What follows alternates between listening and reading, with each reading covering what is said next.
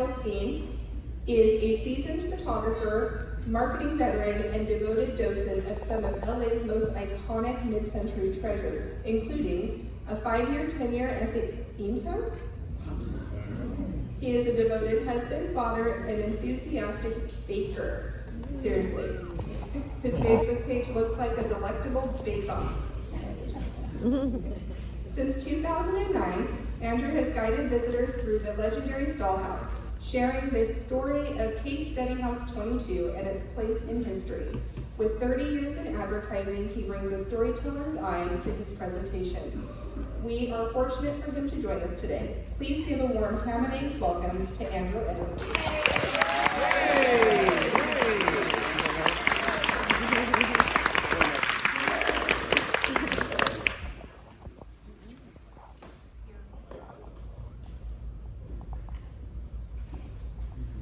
This is wild. In the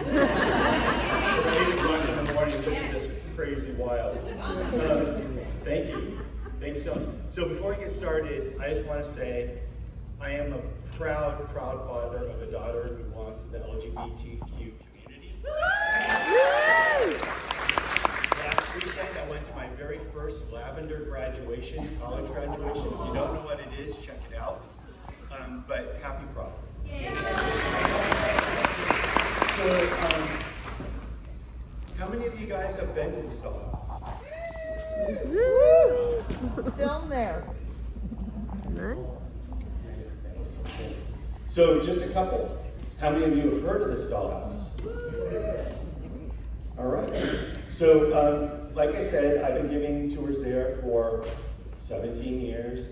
It's my home away from home. It's my very, very happy place. There's not very many places in this world where you can work and every single person that walks out of there is happy. And so I love it there. And most of you know, maybe you don't, but it's for sale. So if we could pool up about $15 million, we could all spend a night there every year or something like that. It would be really fun. So this time lapse here is of a typical evening tour. And I just shot it so that you guys could just see how different this house looks over just 2 hours. You know, this is just a 2-hour time lapse. But, so let's get started. So, we already talked about the Schulman photo. Everybody knows this photo. If you don't, this photo was taken on May 9th, 1960. It was the very last photograph that Julius shot at the house after shooting his layout for Art and Architecture magazine. And it made the house famous. And if it wasn't for this photograph, I don't know if you probably even know what the Stahl House was. So, again, I got introduced, but I'm Andrew Edelstein. I've been at the Stahl House for 17 years. Really good friends with Mark Stahl, who is no longer with us, unfortunately. But he and I started the tours together. Before that, I was at the Eames House. I also did for, I don't know, maybe 4 years, I had a combined tour where I took people to the Eames House and the Stahl House in the same day. That was really amazing. Advertising veteran for a long time, photographer, best job in the world as husband and father, and currently a baker. So, good times. So, tours always start here. You come up, you park in the carport. People are always like, what? We get to park in the carport? It's like, yep. And so you park in the carport, and this is where everybody's going to hang out for the first 10 minutes, and then this happens. You get to walk in the front door, and you're confronted by this just amazing view. It's the best topographical view of the entire city that you'll ever see, and it's just amazing. And this is a panel of it, so you can kind of get the full scope. But so after everybody has their wow factor, we start talking about the history.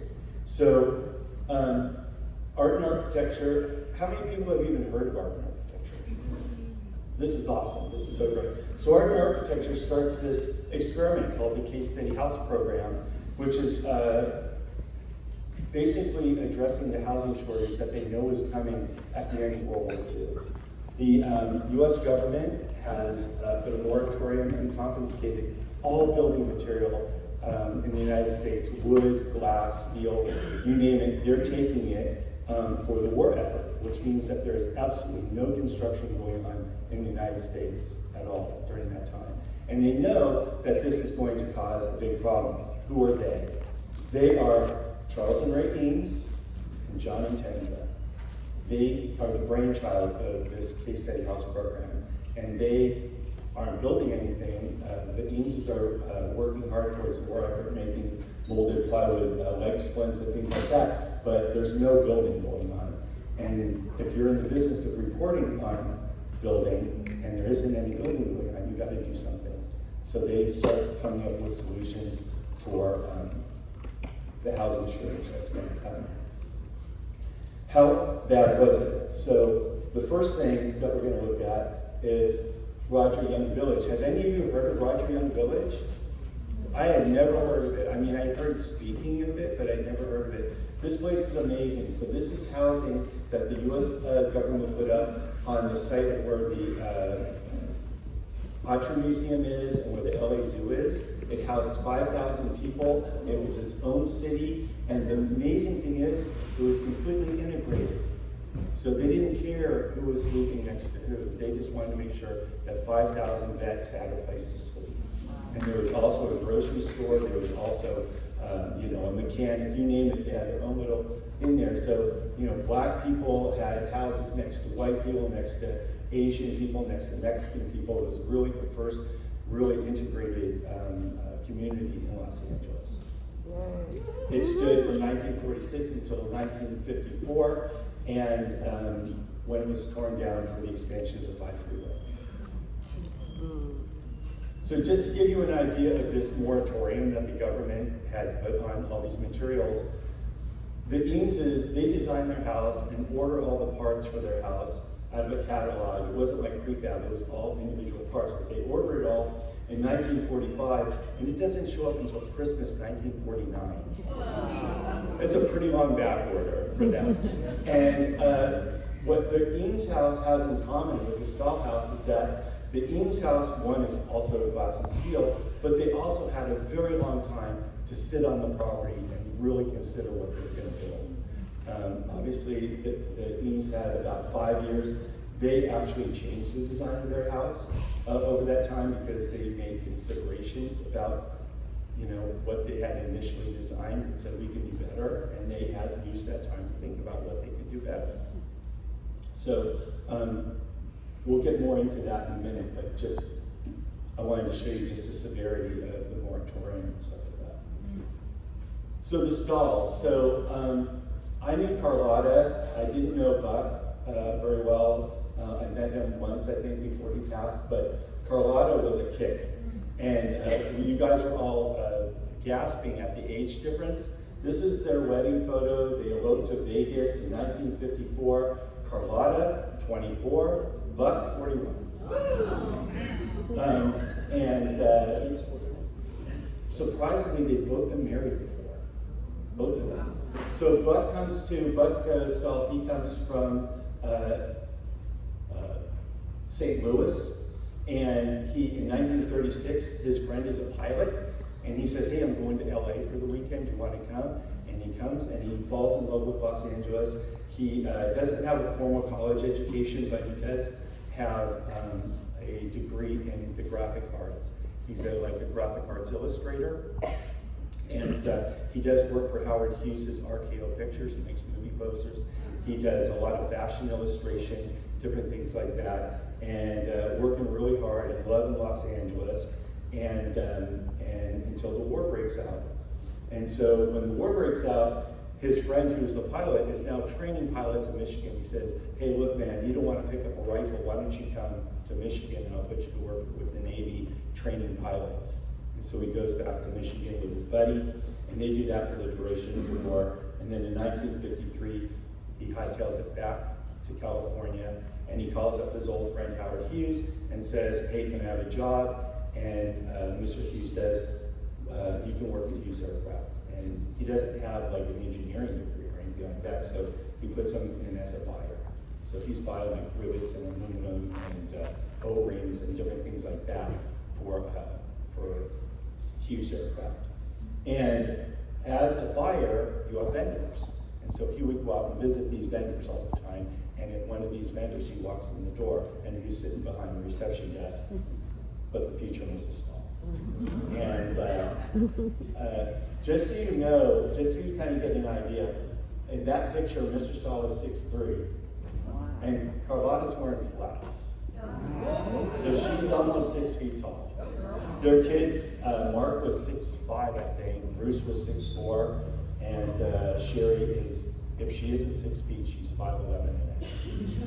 So, and handsome people, right? They could have been movie stars, but they weren't.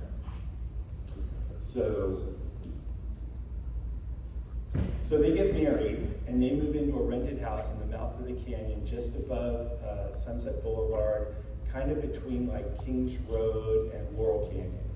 And they look out the window, and they can look up on the hillside, and they can see all this empty dirt up on the hillside. Thank you. Thank you. Up on the hillside. I hate standing behind the lectern. Thank you guys. I'm sorry. But they can see this lot up on the hillside, and they really like it. They imagine it's got this beautiful view. They've never been up there, but they're claiming it as their own, having never stepped foot on it. And they go up there 2 months after they get married, and it was more than they could have ever imagined. And they're standing there imagining what they could do up there, and who drives up but the guy who owns the property. And this is kismet, because the guy doesn't live in LA, he lives in La Jolla, and he's up on business. And he talks to them for a little while, and Mr. Stahl says, I really want to buy this property, how much is it? And he gives them a price, and you're gonna laugh, it was $13,500. Except that was the price of the house, you guys. This is dirt. This is just dirt, and he's talking about the cost of the house. But Buck has been saving money, and he says, hey, I have a pretty good down payment, but I had to go to the bank to get a mortgage for the property. And the gentleman's name was George Baha. George says, you don't have to go to a bank, I'll carry the note for you. And if you don't have to go to a bank, that's pretty good. And so George just says to him, hey, look, the only stipulation is you can't start building on the property until you paid it off. So he meets him during the week, he gives him this really big down payment, and he gives him this little book here, and he starts making payments every month to him for the next 3.5 years. So after 3.5 years, Buck has been busy. So Buck knows he can't build on it, but it doesn't mean he can't prep the property. But what doesn't Buck have? You guys can just interact with me. What doesn't Buck have to start doing any work on that property? What doesn't he have? Money. He doesn't have any money because he gave it all to George, right? But this doesn't stop Mr. Stahl, because Mr. Stahl is part of the greatest generation. So he says, I'm going to level the lot myself by hand. So he starts driving around Los Angeles. He has a Cadillac, by the way. He's driving around Los Angeles in a Cadillac, and he's picking up all this broken concrete that he can find. He's loading it in the back of his car. He's hauling it up the hill and stacking it around the entire perimeter of the property. This is not weight bearing, it's semi-stable, but he's backfilling this wall that he's built with dirt, and he levels the lot himself by hand. 3.5 years worth of weekends. He's looking pretty ripped there, huh? But he's got this 4 years, and he's paid off the land now, and he's standing there and he's looking off to the east and to the west and to the south, and he can see everything unobstructed. And now he has to start thinking about putting up a wall. What doesn't he want to look at? Does he not want to look at Hollywood? Does he not want to look at Century City and the ocean? Does he not want to see Long Beach and the Palos Verdes and stuff like that? And he decides that he doesn't want to give up any of it. And so he sits down and he builds a model. And the house is remarkably close to this model, but he builds this model and he says, this is what I want, because I can stand in any room of the house and turn my head and see the 270-degree view. So he has land, he has a concept for a house. What's next? Architect. So he shops, are there any architects here? Just one here? All right, I'm gonna call on you. Ready? I'm Mr. Stahl, and I tell you, I spent the last 4 years hauling 40 tons of concrete up a hill, and I just built a model. Are you gonna take the gig? Well, we need an engineer. Is that your first consideration? It wouldn't be mine. Is that your first consideration, is engineering, whether or not you can build up on the hill? Yeah. All of that on stacked concrete. We need an engineer. Well, it wasn't weight bearing, and everybody knew it wasn't weight bearing, but that wouldn't be my first concern. My first concern is, what kind of client is this guy gonna be? This guy just hauled 40 tons of concrete up and he built a model. Is he gonna be a good client? He's gonna hold your feet to the flame, be strong as heck, you know? And that's what I would worry about. But engineering is definitely a consideration. And so he goes to about 5 different architects, and they all say no, every one of them. They said no because engineering, but also they have no creative input here. Mr. Stahl's concept of the house. And also, they don't know if he can afford it, which ultimately he can't. And they don't know about building up on the hillside. Nobody does, because no one's done it yet. And so he gets turned down from all kinds of different architects, including, I don't know if you guys know who Craig Elwood is, but Craig Elwood is a pretty famed mid-century modern architect who never had an architect license. But he built the original Art Center building up in the hills of Pasadena. He built the bungalows behind that John Belushi died in at the Chateau Marmont. Pretty crazy guy. He says no, but he just, can't find anybody. And this is going to be the first of many, many obstacles that Mr. Stahl is going to run into. So the next thing is, he's sitting around reading the Los Angeles Examiner, the evening edition of the Los Angeles Examiner. And he sees this pictorial on this architect named Pierre Koenig. And Pierre is building a house just up the street from where the Stahl house ultimately will be. And it's a case study house. It's number 21. And he's getting all kinds of accolades, but also pushback, because he's building this house out of glass and steel. And the convention at the time was all homes are built out of wood. But he's not doing it that way. He's building things out of glass and steel. And so Mr. Stahl reads this and he says, well, I don't know any other architects. I'll call him and I'll see if he'll come and take a look. So here's Pierre when he was young. He's about 30 there. And this is case study house number 21. And take a look at that photo, because you're going to see a lot of similarities to the Stahl house.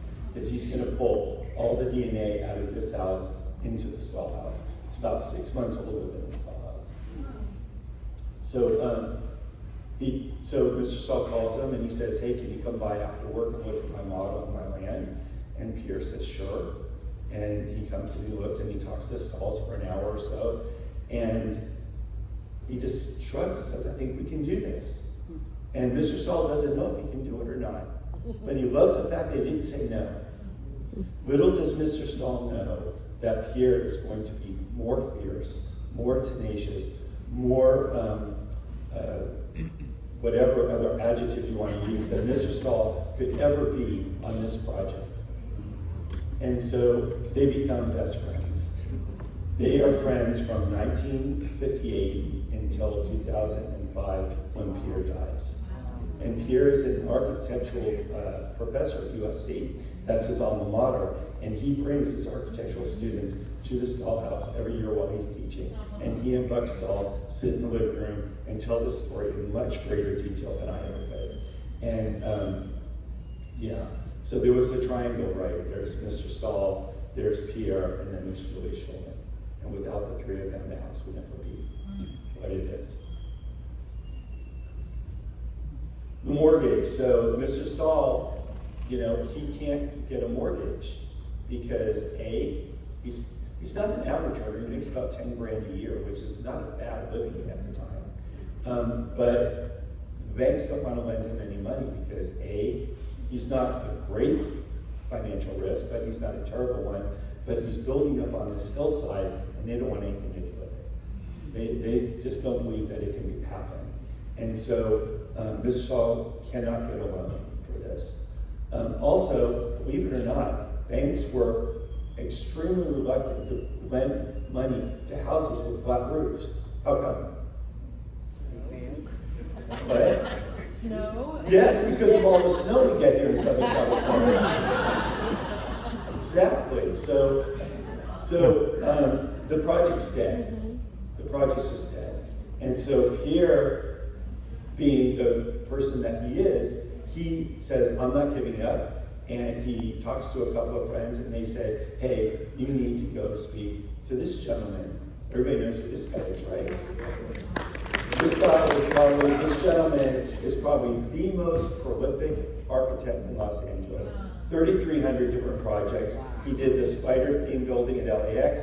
He did the Beverly Wilshire Hotel. He did the redo of the Beverly Hilton's Hotel. He did the first AME church. He did Desi and Lucy's house. He was the architect to the stars. And the best part, he's the head of the board of directors for this bank.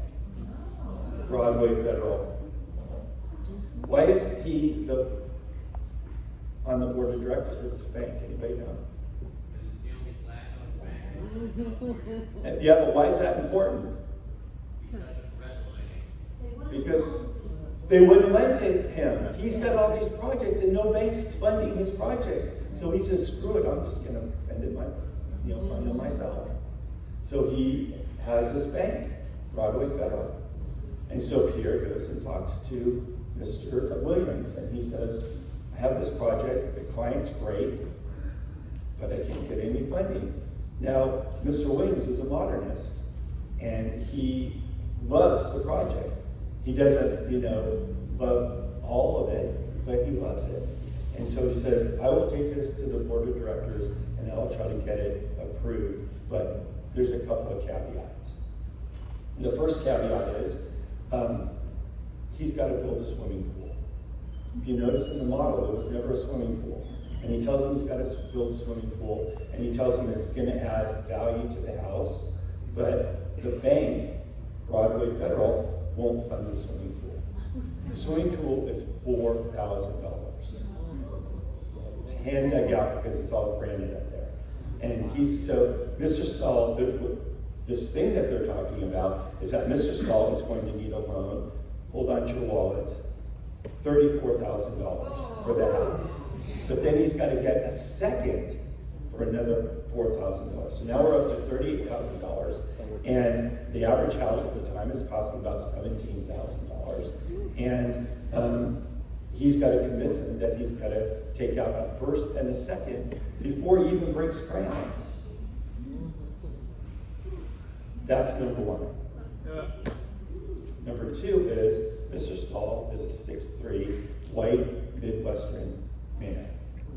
And he's got to tell him that the only money that he can get is from the black-owned bank. And this is going to be an issue, they think. So Pierre comes back to Mr. Stahl and he says, hey, I think I got you a loan. And he says, how do you feel about taking money from a black-owned bank? And Mr. Stahl says, but the money's clean, right? It spends.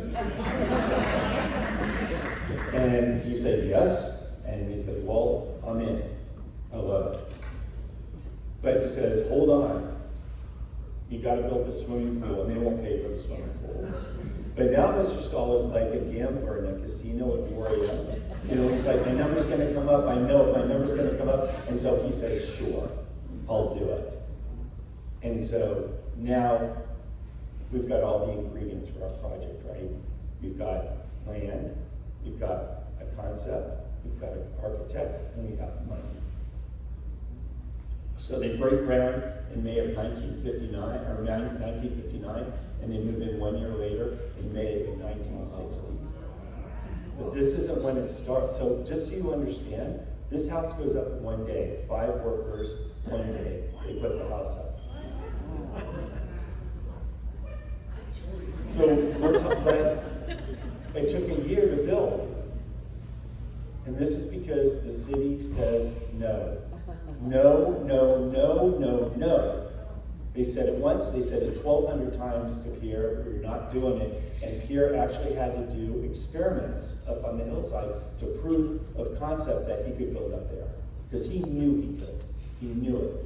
But the city wouldn't let him. So it took almost a year for him to get city approval to break ground.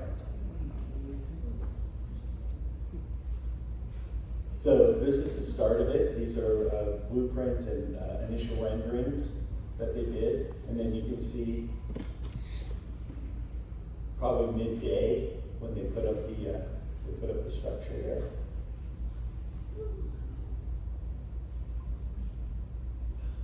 All right, so Mr. Stahl is not 100% solely focused on this house. You know, 4 years have gone by, and he was newlywed when we started this journey. And so what other things happened during that 4 years? Babies. So when they move into this house, Sherry is 2, and Bruce is 3.5. Does this affect the place? I mean, come on, like, I'm a Gen Xer. To me, it seems pretty normal. Right? Seems pretty normal for a Gen Xer. But it looks pretty dangerous. And so when they move in, they set up, they say, who's going to take care of what? Mr. Stahl says, hey, I've been working on this land for 4 years. I'll build a fence to keep them from falling down the cliffside here, affectionately known as the baby catcher. And Mrs. Stahl says, I'll keep the kids from drowning. I'll figure it out a way. So this is the solution. So Mrs. Stahl runs out and she buys floaties. And she puts these kids in floaties all day, every day, for 1 year. To keep them from drowning. And this is probably about, I bet in a month after they moved in, Sherry's crying, because she's always crying in pictures, she says. Bruce, by the way, turns out to be an Olympic great swimmer. He holds the world record for the world's fastest swimmer for 1 day. And the next day, his best friend at World Champions breaks his record. Poor Bruce. He loves telling that story. But look at the other picture. Do you remember? Should I go back? See? Now, look. Mr. Stahl built a fence.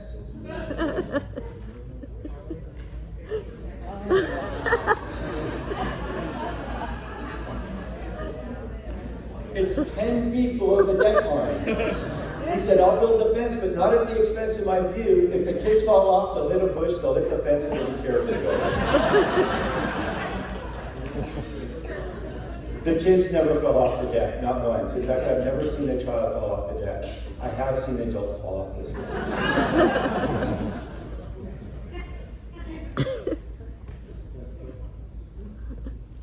So here are just some stunning photographs that I took of the house.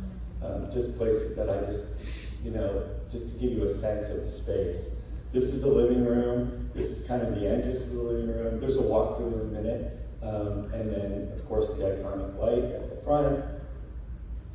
Here's the kitchen. This is a 20-foot wide kitchen, and it's probably 10 feet deep this way, with a huge center island, and again, stunning views. This is the master bedroom, which was also, believe it or not, the family room. So mom and dad slept in there, but under that clock, there was the TV, and they had a couple of barker lounges on the other side here, and the kids would sit on the floor. So it was a TV room, and it was also the parents' bedroom. And then these are the 3 bathrooms. So this is the kids' bathroom, then we'll see the bedroom in a minute where it's hiding. Powder room for guests, You can see the laundry room in the background, and then the main ensuite of the master bedroom. And then the kids' room. So you can see there's this floating wall here, and then behind it is the full bath. And that room was made symmetrical because there was a divider that put Sherry on one side and put Bruce on the other, so they didn't have to be in the same room technically. But you can see there's a pass-through. You have to come through the parents' room to get into their room. No sneaking out in this house. And then this is the walkthrough. And at this point, you guys can watch this, but if you guys have any questions, please let me know.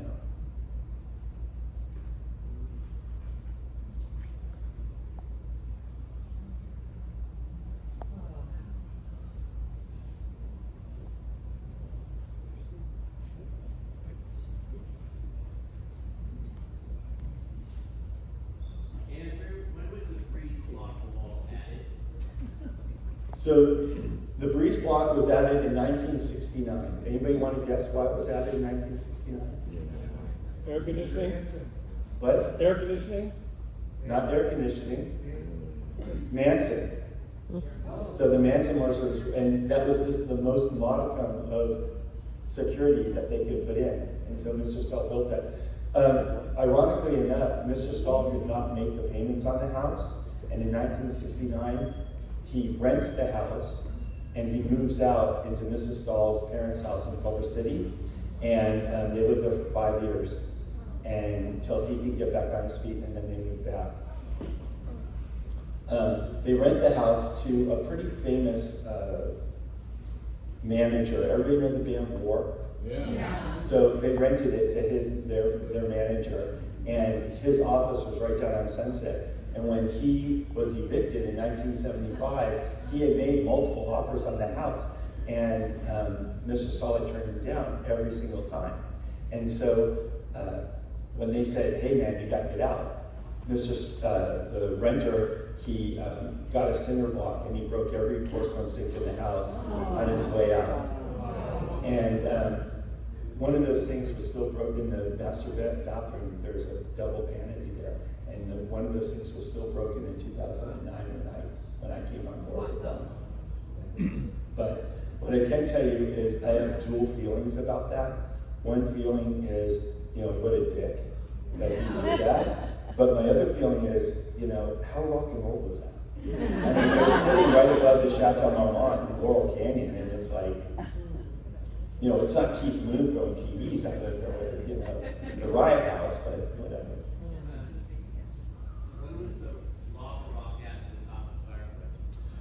I don't know, and that has been a long-standing question, but what I can tell you is that a movie company put it in.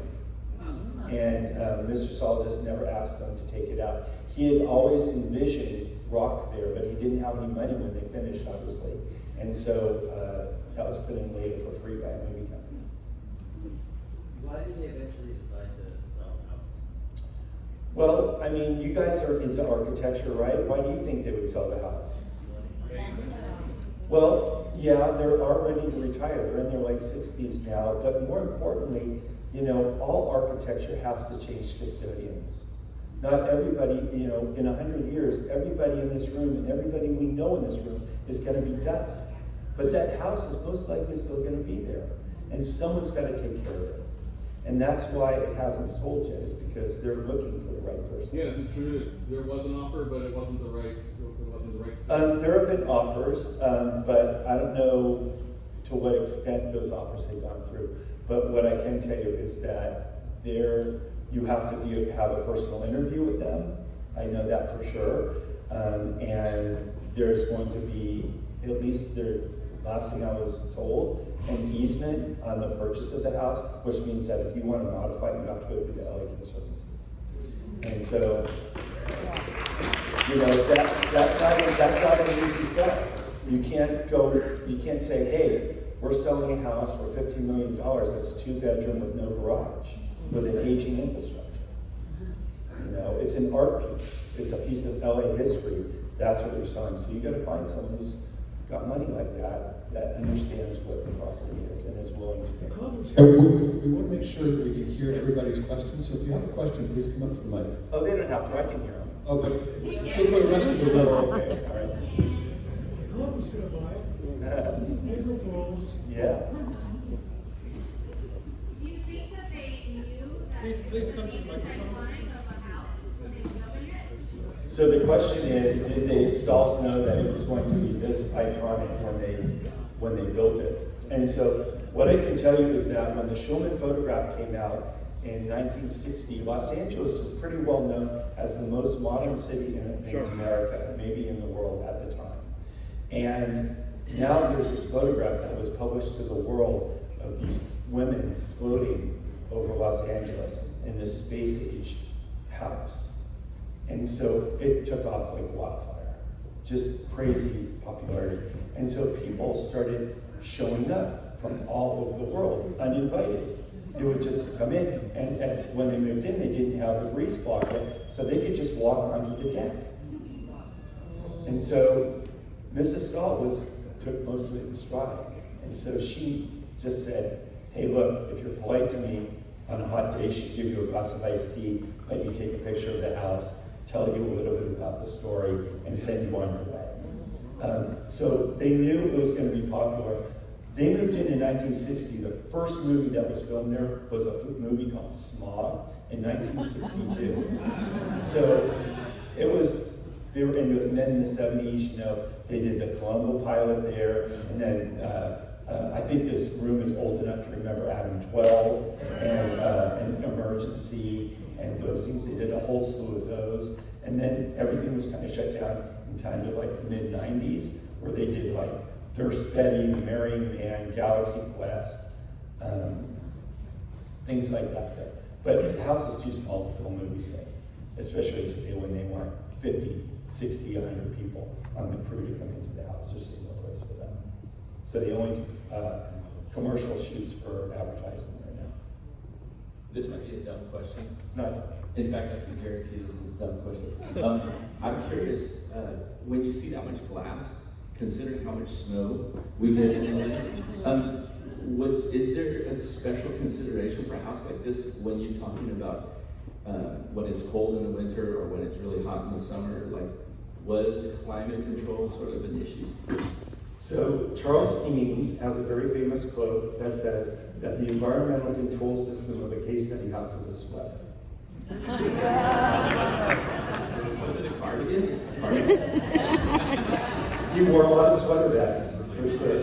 But the fact is that every single wall in that house opens.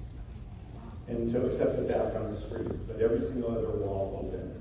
And so in the summer, there's always a sea breeze. If there isn't, that's when things get rough. But there's always a sea breeze, and so if you open up those doors, it's pretty comfortable in there, even in the summer. In the winter, you get like at the bottom, you get like 45 degrees is the worst. So there is radiant heating. It comes up to your knee, and then it goes right out the knee. So the kids would sleep on the floor to keep warm if it was really cold. But come on. Would there be environmental pushback if somebody wanted to build something like this? Would there be groups saying that's a terrible idea because it's inefficient? It's impossible to build this house today because you wouldn't make, we're talking about installation, you wouldn't make the R code. So, and there's a way too large a percentage of cost being used. But if you guys have a chance to come to the Stahl House, and I encourage you all to come, because there's nothing like it unless you're there in real person. I would look across the canyon, and there is a house that architect did the very best he could to replicate the Stahl House in a 20,000-foot home. But it's up on the hill. This house is 2,400 square feet. That house is about 20,000 square feet. But you can see how he replicated a lot of the design, keeping it up to code. Where? It's right across the canyon from the Stahl House. So if you were coming, if you ventured up those crazy roads of Kings Road, all the way up into the hills, it would be up there. I promised Dennis that my question would be worse than his. You mentioned that several architects turned him down. This was after the war years, so weren't all those architects starved for work? No, after the war, they were busy as heck building things because no one had built anything in the past year, so they were super busy. Okay, thank you. Yeah, absolutely. Was that Mrs. Stahl in the photograph, in the corner, sitting there, in the famous photograph, or was that? No, so those women are not models. We're talking about the Schulman photograph and who the women are in the Schulman photograph. Those women were actually the girlfriends or wives of the assistants of the architect. They had done a photo shoot all day there, and they were just waiting to go to dinner. And so Schulman saw that, and he was like, "Don't move," because it took him about 20 minutes to set up that shot with the time exposure. It's a double exposure. There's a time exposure and stuff. But I can tell you, and this is a direct quote from Jules Schulman, because I went to a book signing and he talked about that photograph, and he said, the really funny thing about that photograph is that it's my most famous photograph ever, but all I was really trying to do was take a picture of the woman's ankles. True story. True story. For the 1950s Cadillac, why didn't they ever consider having at least a carport, let alone not having a garage? There is a carport. It was in there the is? front. Yeah, that was the very first picture, was a carport. Oh, okay. Yeah. Hoping I happened on this question. Was there any time when there were like curtains or any sort of privacy? Yeah, so there were curtains up all the time. In fact, one of my very, very favorite photographs is like from 1972 to 74. And Mrs. Stahl loved ferns. And so she has gauze white curtains all around the entire thing. But then she has these chrome bookcases with these giant ferns. It was very Play Misty for me. If you've ever seen that movie, just ferns everywhere, but curtains all around. And so were they installed like on rods? Yeah, they had these special curtain rods that went up above the I-beams, and there's still a few of them left, but they shoot there every week, and nobody wants curtains on the windows. And if they do, they'll just C-clamp them to the I-beams temporarily, and then, but yeah, they had curtains for sure. You mentioned the architect is building another house on that same hill. Case study house number Case 21. study, what's the story of that house? That's still around? It is. All the case study houses are still around. The case study house number 21. So this is a gem. You got to imagine the Stahl house is 2,400 square feet. Case study house 21 is 950 square feet. It's just one bedroom of the Stahl house, basically. And it's tiny, but it's gorgeous. And it's still there, and it's changed hands many times, and it's gone through many restoration processes. And who do they see to get a tour?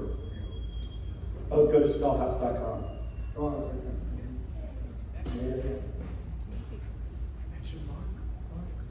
Yeah, so the very last slide here is a dedication. So Mark was a lovely man. If you don't know Mark, do a search. Maybe one of the most handsome men I've ever met in my entire life. Almost a spitting image of his father. And it was very intimidating to stand next to him. But he and I started the tours together, and when he passed, I was devastated. But so this is dedicated to him because we did it together. You know, we started this together.